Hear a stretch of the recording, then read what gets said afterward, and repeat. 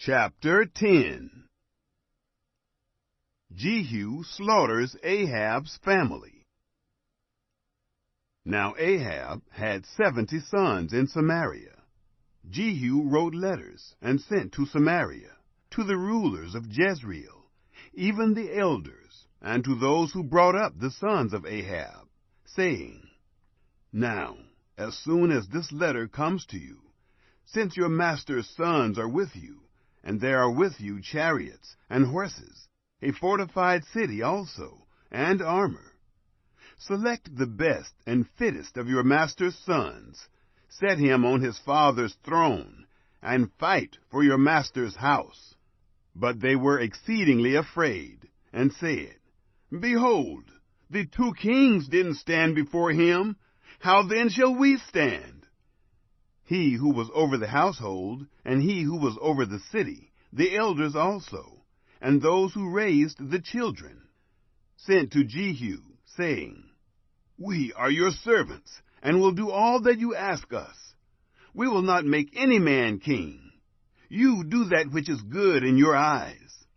Then he wrote a letter the second time to them, saying, If you are on my side, and if you will listen to my voice, take the heads of the men, your master's sons, and come to me to Jezreel by tomorrow this time. Now the king's sons, being 70 persons, were with the great men of the city, who brought them up.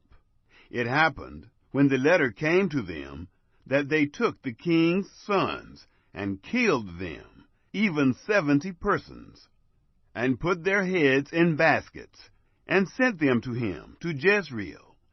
A messenger came and told him, They have brought the heads of the king's sons. He said, Lay them in 2 heaps at the entrance of the gate until the morning. It happened in the morning that he went out and stood, and said to all the people, You are righteous.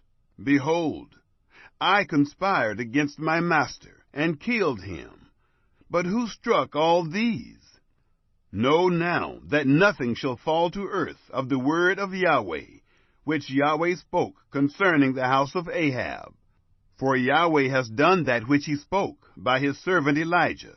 So Jehu struck all that remained of the house of Ahab in Jezreel, with all his great men, his familiar friends, and his priests, until he left him none remaining. Jehu slays Ahaziah's brothers. He arose and departed, and went to Samaria. As he was at the shearing house of the shepherds on the way, Jehu met with the brothers of Ahaziah, king of Judah, and said, Who are you? They answered, We are the brothers of Ahaziah. We are going down to greet the children of the king and the children of the queen. He said, Take them alive. They took them alive, and killed them at the pit of the shearing house, even 42 men. He didn't leave any of them. Ahab's remaining family killed. When he had departed from there, he met Jehonadab, the son of Rechab, coming to meet him. He greeted him and said to him, Is your heart right, as my heart is with your heart? Jehonadab answered, It is. If it is, give me your hand. He gave him his hand, and he took him up to him into the chariot. He said, Come with me, and see my zeal for Yahweh. So they made him ride in his chariot. When he came to Samaria, he struck all who remained to Ahab in Samaria, until he had destroyed him, according to the word of Yahweh, which he spoke to Elijah. Jehu kills the priests of Baal. Jehu gathered all the people together, and said to them, Ahab served Baal a little, but Jehu will serve him much. Now therefore, call to me all the prophets of Baal, all of his worshippers, and all of his priests. Let none be absent, for I have a great sacrifice to Baal. Whoever is absent, he shall not live. But Jehu did it in subtlety, intending that he might destroy the worshippers of Baal. Jehu said, "Sanctify a solemn assembly for Baal." They proclaimed it. Jehu sent through all Israel, and all the worshippers of Baal came, so that there was not a man left that didn't come. They came into the house of Baal, and the house of Baal was filled from one end to another. He said to him who was over the vestry, "Bring out robes for all the worshippers of Baal." He brought robes out to them. Jehu went with Jehonadab, the son of Rechab, into the house of Baal. Then he said to the worshippers of Baal, "Search and look that there are here with you none of the servants of Yahweh, but the worshippers of Baal only." They went in to offer sacrifices and burnt offerings. Now Jehu had appointed him 80 men outside, and said, "If any of the men whom I bring into your hands escape, he who lets him go, his life shall be for the life of him." It happened, as soon as he had made an end of offering the burnt offering, that Jehu said to the guard and to the captains, "Go in and kill them. Let none escape." They struck them with the edge of the sword, and the guard and the captains cast them out, and went to the city of the house of Baal. They brought out the pillars that were in the house of Baal, and burned them.